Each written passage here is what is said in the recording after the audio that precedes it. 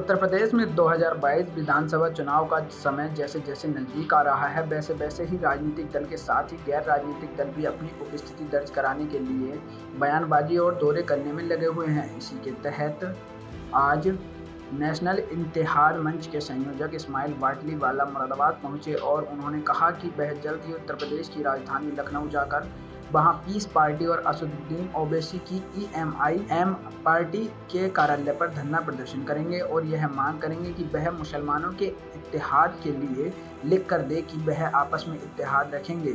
अगर वह लिख कर नहीं देंगे तो उनके कार्यालय के आगे धरना दिया जाएगा। असदुद्दीन ओवैसी अलग पार्टी बनाए हुए हैं, डॉक्टर अयूब अलग पार्टी बनाए हुए हैं, मजहबी नेता भी अलग पार्टी बनाने की रणनीति बना रहे हैं। इससे मुस्लिम समाज का मैन पावर और मनी पावर की बर्बादी हो रही है।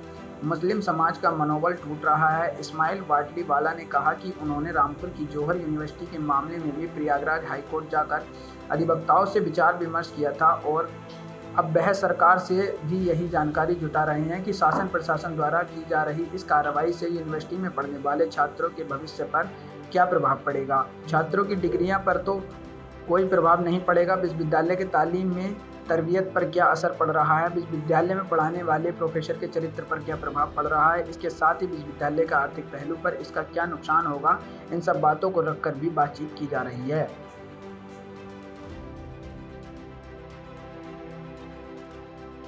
नेशनल इत्तेहाद मंच ना ये एनजीओ है, ना ये संस्था है, ना ये तंजीम है, ना ये पॉलिटिकल पार्टी है।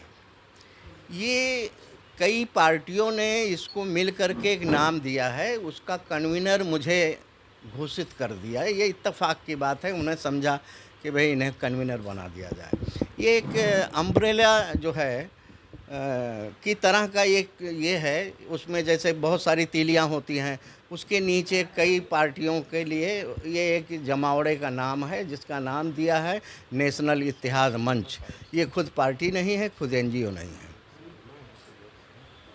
जी, क्या उद्देश्य है इसके बनाने का? इसका उद्देश्य यही है कि मुस्लिम क़यादत की जितनी पार्टियां हैं पहले तो वो मुत्तहिद हो जाएं। सभी लोग जब स्टेज पर आते हैं, मीडिया के सामने आते हैं, हम अपनी पहले तो मुस्लिम क़यादत की बात करते हैं। वो जब स्टेज पर आते हैं, मीडिया के सामने आते हैं, माइक के सामने आते हैं, तो उनकी पहली अपील होती है कि मुसलमानों मुत्तहिद हो जाओ, मतलब आप लोग एकत्रित हो जाओ, इकट्ठा हो जाओ, टुकड़े टुकड़े में ना बटे रहो। ये उनकी अपील होती है। और हमारी कई पार्टियां ऐसी हैं जिनके नाम में इत्तेहाद जुड़ा हुआ है।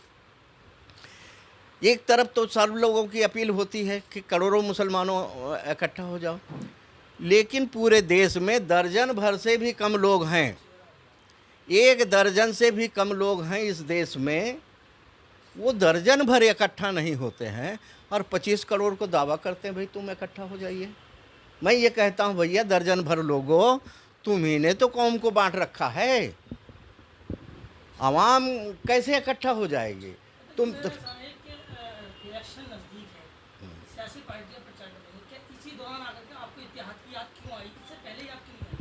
हाँ, ये इत्तेहाद की याद हमारी आज नहीं आई है। ये मुहिम 2012 से ऑफिशियल तरीके से चल रही है। 12 से अब तक कितनी दो प्रेस कॉन्फ्रेंस की आपने मुरादाबाद के साथ? मुरादाबाद में तो प्रेस कॉन्फ्रेंस हमारी नहीं हुई, विजिट हुई है, दौरे हुए हैं, और गो के हम मीडिया पर्सनालिटी नहीं हैं, और मीडिया हमारे जैसों को, मुझे जो महसूस हुआ है, हमारी बातों को पहुंचाती नहीं है, इसलिए हम मीडिया के करीब गए भी नहीं हैं। दोनों तरफ से है, वो हमें मौका नहीं देते हैं, हमारी बातें पहुंचाते नहीं, तो फिर हम उनके पीछे पड़ते नहीं हैं। किस पार्टी को सपोर्ट करेंगे आप?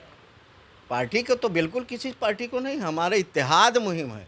जो लोग इत्तेहाद करेंगे उनके सपोर्ट में रहेंगे। किसानों को मुद्दे पर क्या कहेंगे?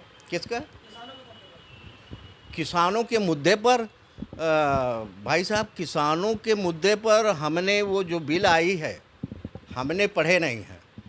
मीडिया के ज़रिए, जो सोशल मीडिया के ज़रिए हमें जो समझने को मिला है उतना ही समझा है, हकीकत हमने समझा नहीं है। लेकिन मेरी राय यह है कि किसानों के मामलात को, मैं खुद एक बिजनेसमैन हूँ, मेरे कारखाने का मैं मालिक हूँ। मेरा जो वहाँ पर प्रोडक्ट बनता है उसकी कीमत मैं तय करता हूँ।